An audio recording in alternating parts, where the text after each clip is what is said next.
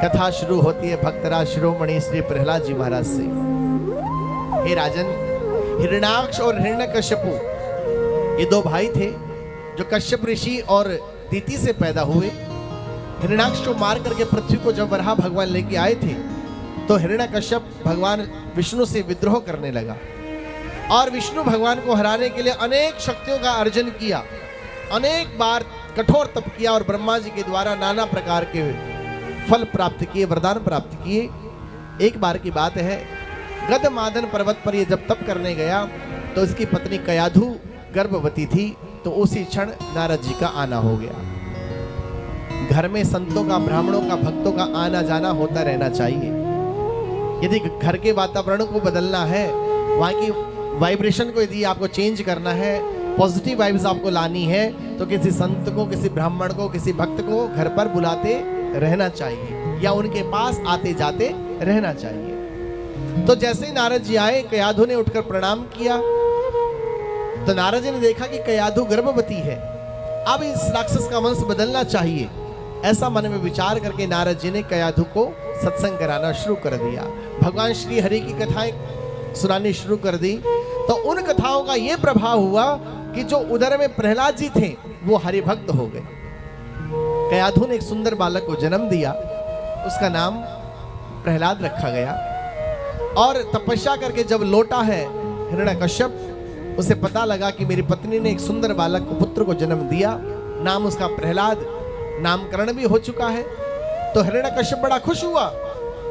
और जब प्रहलाद जी महाराज 5 वर्ष के हुए तो उनको गुरुकुल में, जहां आसुरी विद्या सिखाई जाती थी, संडा अमर्क नाम के 2 आचार्य लोगों को सौंप दिया कि मेरे पुत्र को आसुरी विद्या सिखाओ और इसे इतना निपुण कर दो कि ये हमारे राक्षस कुल का नाम रोशन कर दे।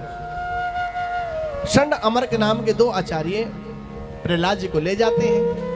प्रहलाद जी को लेके गए और उन्होंने कहा, बेटा किताब उठाओ, जिसमें पहले ही मार धाड़, कब्जा करना, लूटना, ये सब लिखा था। प्रहलाद जी ने वो किताब बंद कर दी। नहीं नहीं नहीं नहीं, मुझे ये सब नहीं चाहिए, मुझे किसी को लूटना नहीं, किसी को मारना नहीं, किसी की चीजों पर कब्जा करना नहीं। अरे तुम राक्षस कुल में हो, राक्षस का यही कार्य है। प्रहलाद जी ने मन ही मन में सोचा, अरे प्रभु मैं तुम्हें क्या बताऊं कि मेरा रास्ता, मेरा मार्ग तो कुछ और ही है, मेरी मंजिल कुछ और है। संडा अमर्क नाम के दोनों गुरु लोग बार बार सिखाते हैं, बार बार पढ़ाते हैं। जब थक जाते हैं तो प्रहलाद जी को अंदर कक्ष में बंद करके बाहर बैठ के विचार करते हैं, इधर ये बालक बुद्धू कहीं का, पढ़ता लिखता नहीं है, वहां इसका बाप राक्षस हमें मार डालेगा, हम क्या करें। प्रहलाद जी ने कहा, चिंता मत करो, मैं आपको मरने नहीं दूंगा। फिर राक्षसों के बालक जो गुरुकुल में थे, उन बालकों के साथ में हरि भक्त श्री प्रहलाद जी महाराज ने खेलना शुरू कर दिया और खेल ही खेल में उनसे कीर्तन कराना शुरू कर दिया। श्री कृष्ण गोविंद हरे मुरारे, हे नाथ नारायण वासुदेवा। एक का हाथ पकड़ा तो तरंग चली गई दूसरे असुर बालक के अंदर, वो बोल उठा, श्री कृष्ण गोविंद हरे मुरारे, हे नाथ नारायण वासुदेव। उस बालक ने दूसरे को छुआ, तरंग चली गई उस तीसरे बालक के अंदर। और ऐसा करते करते सभी बालकों के अंदर सात्विकता फैल गई और उनकी बुद्धि निर्मल हो गई और वो मुक्त कंठ गा उठे, श्री कृष्ण गोविंद हरे मुरारे, हे नाथ नारायण वासुदेवा। श्री कृष्ण गोविंद हरे मुरारे, सभी गाएं, ये भागवत का मूल मंत्र है। श्री कृष्ण गोविंद हरे मुरारे, हे नाथ नारायण वासुदेवा। कृष्ण गोविंद हरे मुरारे, हे नाथ नारायण वासुदेवा। हे नाथ नारायण वासुदेवा।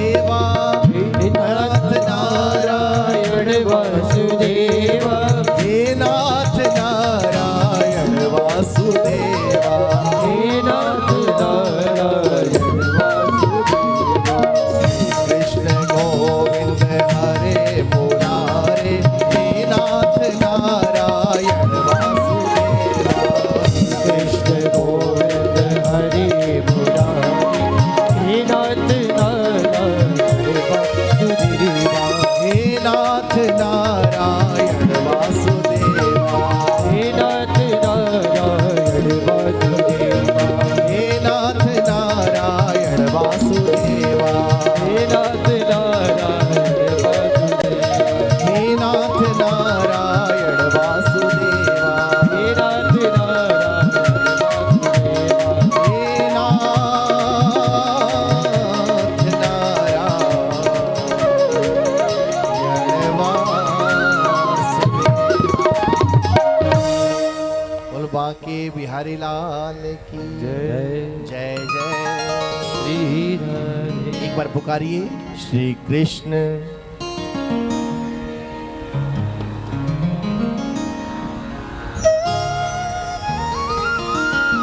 श्री कृष्ण गोविंद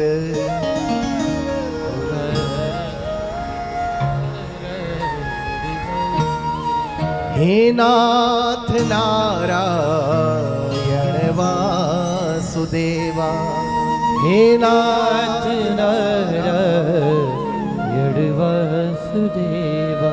इसे रोज गाना, घर वाले पागल कहें तब भी ठीक कहना। हाँ, हम पागल हैं पागल ही सही, हम दीवाने हमें रोने दो। हम पागल हैं पागल ही सही, हम दीवाने होने दो। ऐ दुनिया वालों क्या जानो, ए दुनिया वालों क्या जानो, हम किसको पुकारा करते हैं। हम किसको पुकारा करते हैं। पिछले साल वीरेंद्र जी जब कथा हुई तो एक व्यक्ति ने मुझे कहा, लाखों करोड़ रुपया खर्च कर दिया, क्या मिला? 7 दिन में इतना पैसा बर्बाद कर दिया, क्या मिला? मैंने कहा, आप एक ही रात में होटलों में जाके लाख, 2 लाख, 10 लाख, 20 लाख, 50 लाख, दिल्ली वाले तो करोड़ करोड़ रुपया फूकाते हैं कई रात में, आपको क्या मिलता है? उसने कहा, हमें मजा आता है। उस व्यक्ति ने कहा, हमें मजा आता है। मैं कहा, बस इतना ही फर्क है, तुम्हें वहां आता है, हमें यहाँ आता है। हम पागल हैं पागल ही सही, हम पागल हैं पागल ही सही। कोई टोके आपको कि क्या रोज रोज मंदिर, क्या रोज रोज कथाओं में, क्या रोज रोज इधर उधर घूमते रहते हो? हाँ भैया, पागल है, पागलों का काम ही ऐसा होता है, क्या करें। हम दीवाने हमें रोने दो, हम दीवाने हमें रोने दो। जो उनसे मोहब्बत करते हैं, जो उनसे मोहब्बत करते हैं, दुनिया से किनारा करते हैं। दुनिया से किनारा करते हैं। हर शय में तेरी हल्की हल्की तस्वीर उतारा करते हैं। तस्वीर उतारा करते हैं। अच्छा बताओ, कोई आदमी सिनेमा देखने गया हो और फिल्म चल रही हो, बीच में लाइट चली जाए, तो क्या वो फिल्म देखने वाला उदास होता है? नहीं होता। फिर वो सोचता रहता, अब ये सीन आएगा, अब ऐसा होगा, वैसा सोचता है ना। तो ठीक वैसा ही काम यहाँ भी है। कथा हो रही है, आपने 7 दिन सुनी, कथा अब नहीं मिल रही है, तो मायूस नहीं होते वो लोग कि 7 दिन कथा सुनी, अब क्या करेंगे, फिर कब कथा मिलेगी, कब श्रवण को होगा? ना ना, मायूस न होते दीवाने, पर्दों के गिराए जाने से। जैसे सिनेमा में बैठा हुआ व्यक्ति पर्दा गिर जाए, मायूस नहीं होता, उसे फिर ये एहसास रहता है, फिर रोशनी आएगी, फिर फिल्म चलेगी। उसी प्रकार भक्त की भी यही दशा है, मायूस न होते दीवाने, मायूस न होते दीवाने, पर्दों के गिराए जाने से। पर्दों के गिराए जाने। क्यों? क्योंकि जब प्रेम तमाशा करता है। जब प्रेम तमाशा करता है, पर्दों पे नजारा करते हैं, पर्दों पे नजारा करते हैं। कथा सुन के जाओ और घर में जाके आंखें मूंद करके बैठोगे और ऐसा महसूस करो कि मैं अब भी कथा में हूं, मैं अब भी वही सुन रहा हूं जो मैंने सुना है, अब भी वही चल रहा है जो मैं देख के आया हूं। जब सोने जाओ अपने बिस्तर पर तो वही बात मन में घुमाते रहो, वही सोचते रहो। सोचते सोचते कब नींद आ जाएगी और कब अजबा जाप शुरू हो जाएगा पता भी नहीं चलेगा। बोलो राधे राधे। राधे ओ पीछे वालों राधे राधे तो बोल दो। हाँ ये बात, थक तो नहीं गए? पक्का? ठीक है। सुखदेव महाप्रभु कहते राजन, प्रहलाद जी महाराज ने सारे असुर बालकों को हरिभक्त बना दिया। भक्त के अंदर ये ताकत होती है कि वो अपनी वाणी से, अपनी श्रद्धा से, अपने प्रेम भाव से हर किसी को भगवान का भक्त बना डालता है। होती कि नहीं होती? भक्तों में शक्ति होती है नहीं बताओ? अब देखो यहां बोलने वाले कितने हैं? अकेला है। और सुनने वाले हाँ? तो एक भक्त के अंदर इतनी ताकत होती है कि नहीं होती है कि हर किसी को भगवान का बना डालता है। वो कहता है मेरे दिल की सुंदर नगरी में कोई तेरे सिवा आबाद न हो, कोई तेरे सिवा आबाद न हो, कोई तेरे सिवा आबाद न हो, कोई तेरे सिवा आबाद न हो। श्री प्रहलाद जी महाराज ने सभी बालकों को हरिभक्त बना दिया। एक बार जब वो 7 वर्ष की अवस्था में हुए तो हिरण्यकश्यप ने उनको अपने पास बुलाया और कहा बेटा जरा ये बताओ तुमने क्या पढ़ा है, तुमने क्या पढ़ा है? तो प्रहलाद जी महाराज कहने लगे पिताजी मैंने तो यही पढ़ा है कि उन भगवान को पाने के 9 रास्ते हैं, किसी भी रास्ते से जाकर के उनसे आप मिल सकते हो। कौन सा रास्ता बताओ बेटा? वो 9 रास्ते कौन कौन से हैं? प्रहलाद जी ने बताना शुरू किया। सर्वणम कीर्तनम विष्णु स्मरणम पाद सेवनम अर्चनम वंदनम दास्यम सख्यम आत्मनिवेदनम। उन भगवान को पाने के 9 रास्ते हैं। पहला रास्ता है श्रवणम, उसकी कथा सुनी जाए, भगवान मिल जाएंगे। दूसरा है कीर्तनम, उसके नाम का कीर्तन किया जाए। और तीसरा है स्मरणम, उसका स्मरण किया जाए, उसकी अर्चना की जाए, उनका अर्चन किया जाए, उनको वंदन किया जाए। और आत्मनिवेदनम, और शरणागति धारण करके 9वां रास्ता, जो 9वां रास्ता है वो सबसे सरल रास्ता है, शरणागति। कुछ लोग शरणागति का अर्थ समझते हैं सबको भगवान पे छोड़ देना। अच्छा किया वो भी आपने करवाया, बुरा किया वो भी आपने करवाया, ये शरणागति नहीं है। शरणागति का मतलब है अहिर्नस, अहरनिस। अहरनिस मतलब दिन रात प्रभु नाम को जपना, ये शरणागति है। हे राजन, हिरण्यकश्यप ने कहा कि बोल तूने क्या पढ़ा है? तो जब प्रहलाद जी ने कहा कि मैंने ये सब सीखा है, तो हिरण्यकश्यप ने कहा अच्छा तेरे ये बता वो भगवान कौन सा है? जिन भगवान की तू बात कर रहा है वो भगवान कौन है?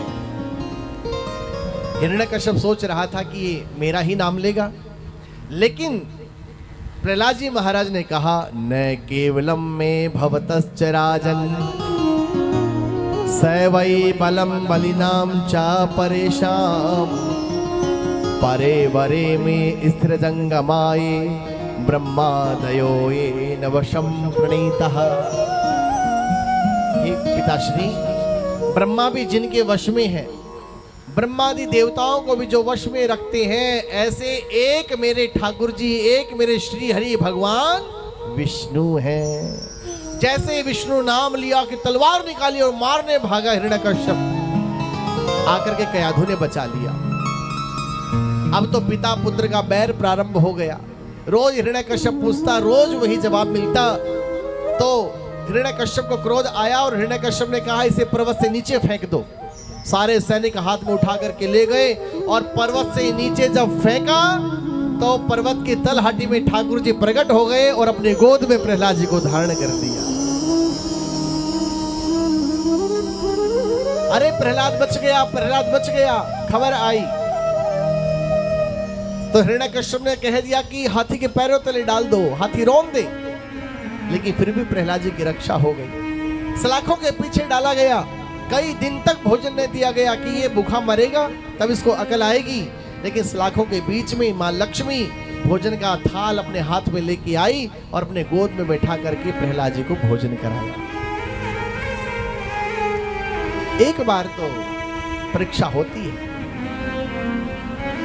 लोग कहते हैं हम भगवान का नाम जपते हैं फिर भी हमें कष्ट मिल रहा है, रोज मंदिर जाते हैं फिर भी कष्ट मिल रहा है, हम रोज इतना दान पुण्य करते हैं फिर भी कष्ट मिल रहा है, इतने व्रत करते हैं तब भी मिल रहा है। याद रखो, आप कष्ट मिलना ये भगवान की कृपा ही समझो कि कष्ट देकर के आपको सहनशील बना रहा है।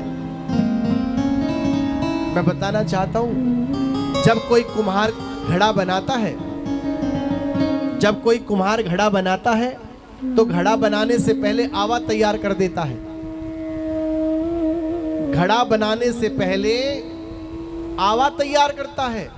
अब घड़ा कहे कि कुम्हार ने बनाते ही मुझे अग्नि में डाल दिया तो ये घड़े की मूर्खता है, क्योंकि कुम्हार जानता है यदि घड़ा बना दिया गया और आवे में तुरंत नहीं डाला और बारिश आ गई तो ये नष्ट हो जाएगा। और एक बार आवे में डलने के बाद, आवे से बाहर आने के बाद चाहे कितनी भी बारिश पड़े इस घड़े का कुछ नहीं बिगड़ सकता। उसी प्रकार ये तमाम समस्याएं, ये संकट हमें तोड़ने के लिए नहीं आते, ये भगवान हमें शक्तिवान सहनशील बनाने के लिए भेजते हैं।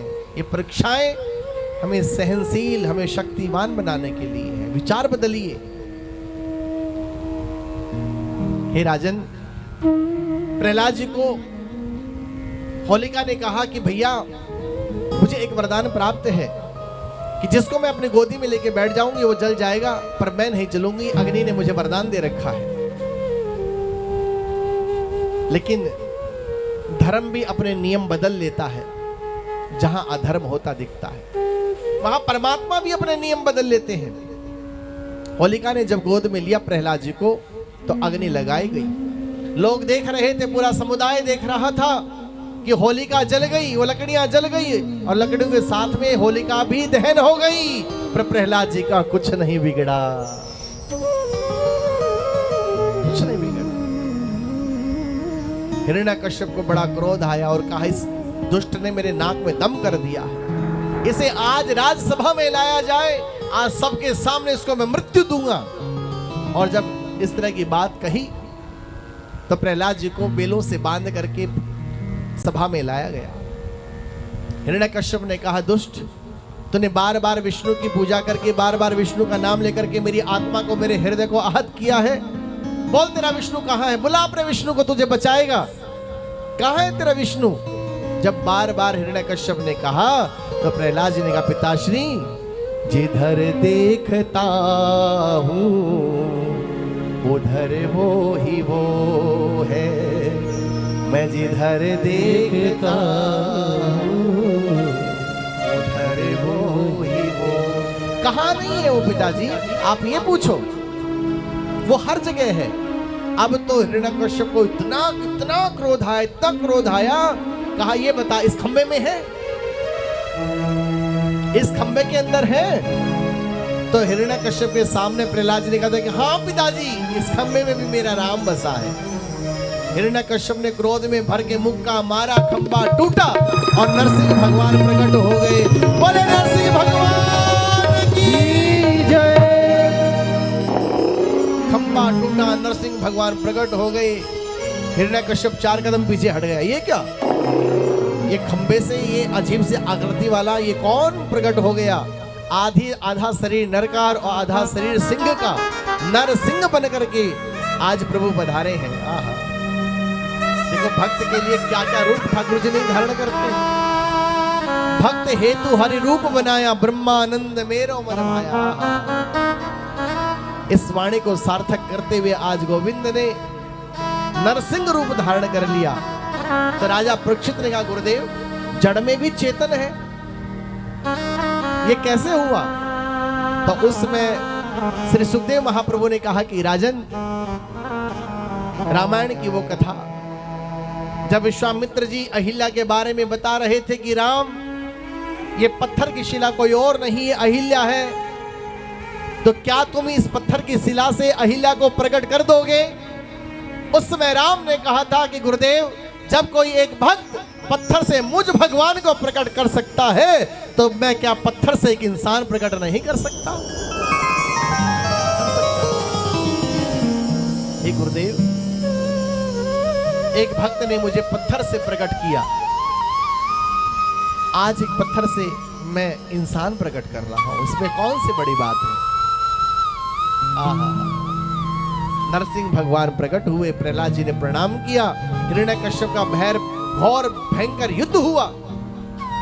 और युद्ध होते होते गोधूलि का वक्त आया, भगवान ने हिरण्यकश्यप को पकड़ा और अपने गोद में डाल लिया।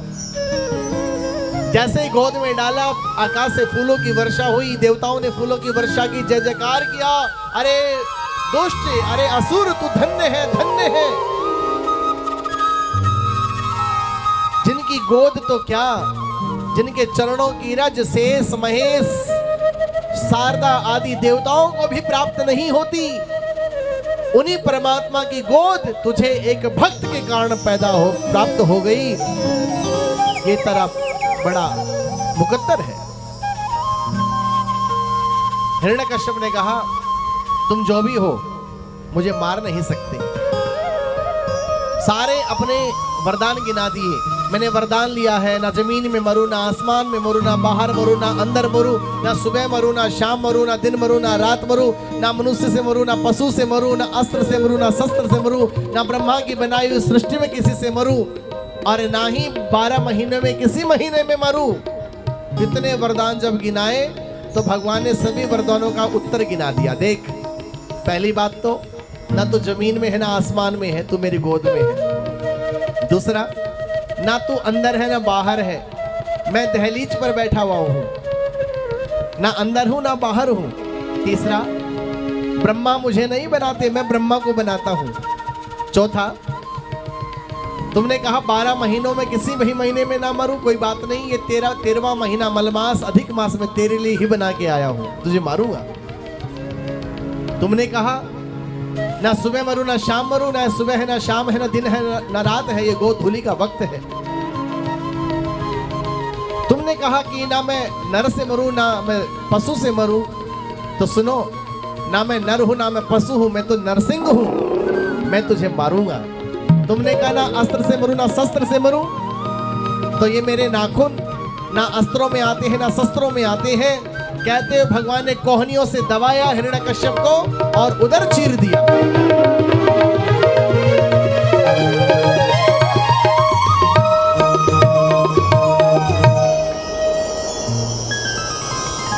एक असुर के युग का अंत हो गया। भगवान ने हिरण्यकश्यप को मार डाला और हिरण्यकश्यप को मार करके भगवान ने हिरण्यकश्यप के शरीर से नस नाड़ियां निकाली और गले में धारण कर ली।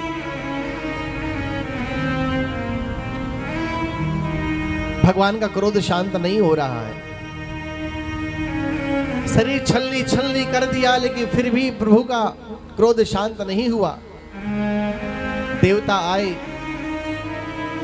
लेकिन भगवान का रुद्र रूप देख करके वापस चले गए। मां लक्ष्मी भी आई, लेकिन भगवान का कोप देख करके उल्टी दौड़ गई। अब सभी देवताओं ने मिलकर के प्रहलाद जी से कहा, प्रहलाद, अब तो तुम ही भगवान को शांत करा सकते हो, क्योंकि गौ बछड़ा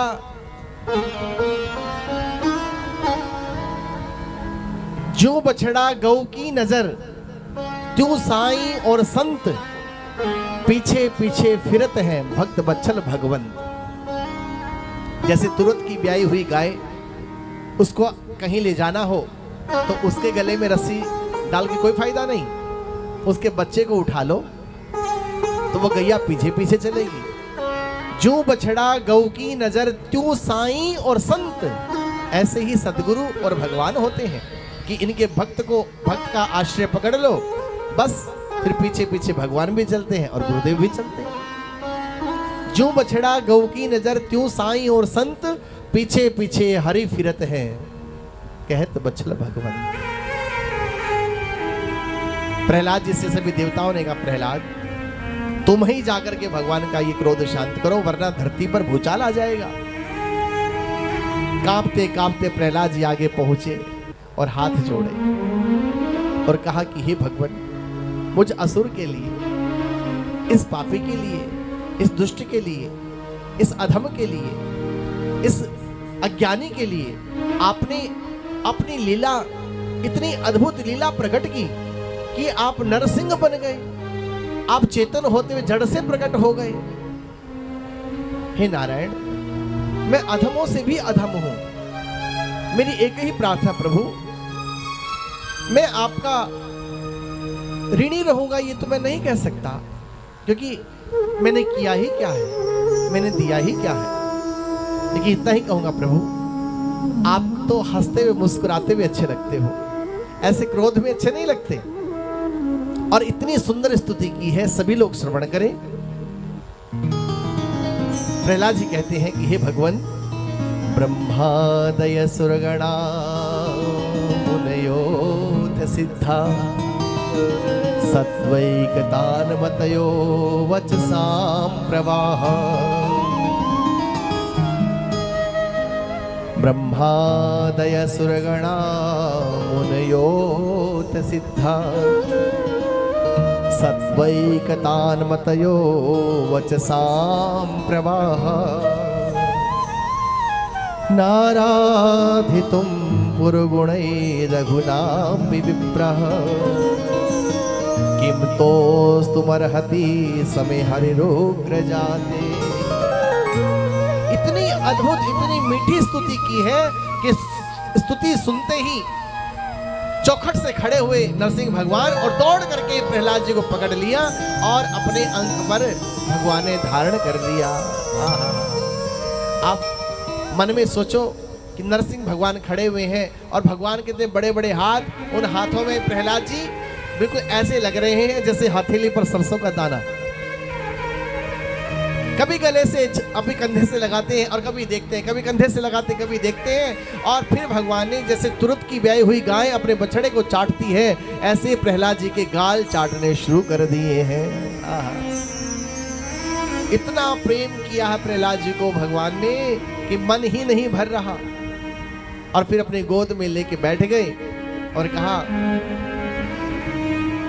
प्रहलाद जी को भगवान ने कहा कि बेटा मुझे माफ कर देना, मेरे आने में देरी हो गई। तूने मेरे लिए क्या क्या नहीं सहा, पर्वत से नीचे गिराया गया तुझे, हाथी के पैरों तले डाला गया, तुझे विष दिया गया, तुझे सलाखों के पीछे रखा गया, भूखा प्यासा रखा गया, तेरा इतना अनादर किया गया, इतना अपमान किया गया, फिर भी तू मुझे याद करता रहा, फिर भी तू मुझे भजता रहा।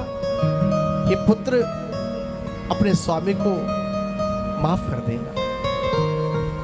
प्रहलाद जी ने कहा, अब आगे और कुछ मत कहिए आप, क्योंकि यदि आगे आपने कुछ कहा, तेरी रहमतों का बदला मेरी बंदगी नहीं है प्रभु। ये तो मेरा फर्ज है आपको याद करना, मेरा धर्म है आपको याद करना, क्योंकि तुम मेरी मंजिल हो, आप पूर्ण है, मैं अंश हूं, तुम सागर हो, मैं नदी हूं, और तुझ में मिलना ही मेरा कर्म है प्रभु। मैंने आपको याद किया तो क्या किया, ये तो मैंने अपने लिए किया ना। प्रहलाद जी ने भगवान को इस प्रकार अपने प्रेम जाल में फंसाया कि भगवान कहने लगे, बेटा वरदान मांग लो। प्रहलाद जी ने कहा, ना कुछ नहीं चाहिए, वरदान देना ही है तो ये वरदान दे दो कि मेरे अंदर से मांग समाप्त हो जाए। भगवान ने कहा, नहीं, आज मैं तुझे देके ही जाऊंगा। हाना करते करते प्रहलाद जी को थोड़ा सा विनोद सूझा और प्रहलाद जी ने कहा, पिताजी ये बताओ आपके पास है क्या? तो भगवान ने कहा क्या नहीं है मेरे पास, मैं त्रिलोकी का नाथ हूं, मैं लक्ष्मी का नाथ हूं, मैं वैकुंठ स्वामी हूं, तीनों लोक मेरे अधीन हैं, तू चाहे जो मांग ले पुत्र, मैं तुझे सब दे दूंगा। प्रहलाद जी ने कहा वो तो ठीक है, पर एक बात बताओ, आप मेरे पिता हैं, मैं आपका पुत्र हूं। हाँ, पिता का धन किसका होता है? बोले पुत्र का होता है। और मैं बैठा कहाँ हूं? मेरी गोद में बैठे हो। तब प्रहलाद जी ने कहा पिताजी, जब आपने पुत्र मान लिया है, गोद में बैठा लिया है, तो आपका क्या रह गया? सब तो मेरा हो गया है, अब क्या चाहिए मेरे को? हाँ, पिता का धन यदि वास्तव में पुत्र का है, तो आप पिता हैं, मैं पुत्र हूं, जो आपका है सो मेरा है। और जब आपने मुझे गोद ले ही लिया, तो आपका क्या रह गया? सब तो आपके पुत्र का हो गया है, कुछ नहीं चाहिए, निर्मल भक्ति का वरदान दो भगवान, मुझे कुछ भी नहीं चाहिए। और उसी दिन से प्रहलाद जी ने कहा भगवान, मैं एक आपसे यही विनती करता हूँ कि जिस दहलीज को आपने छुआ है, ये आपने सिंहासन जो बनाया है, इस सिंहासन में सदा सदा विराजमान रहना। तभी हमारे यहाँ कहावत है कि जो घर की दहलीज होती है, उस पर खड़े नहीं होते, उस पर झूठन नहीं रखते, उस पर अन्य कोई कर्म नहीं करते, उसको सदा पूजा जाता है, क्योंकि वो नरसिंह भगवान का आसन है। और वैसे तो आसन होता था, लेकिन सिंहासन कब से बन गया? जब से नरसिंह भगवान प्रकट हुए और आसन पर बैठे, तो सिंह और आसन सिंहासन बन गया। बोले नरसिंह भगवान की जय हो।